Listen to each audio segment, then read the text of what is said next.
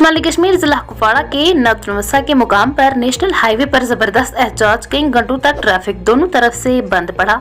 एहतजाजियों ने बताया है कि चंद दिन कबल नामी अब्दुल रशीद मागरे मरहूम गुलाम रसूल मागरे साकिना कंदी चंद दिन कबल से लापता हुआ है। अभी तक उसका कोई सुराग नहीं मिला है, जिस पर कंडी के इलाके के लोगों ने नेशनल हाईवे पर एहतजाज करते हुए बताया है कि हम जिला इंतजामिया से अपील करते हैं कि लापता अब्दुल रशीद मागरे को हमें चाहिए।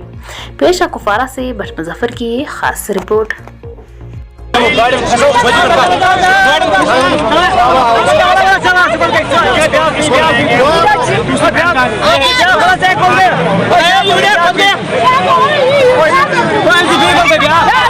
मैं बोल ना क्यों लाए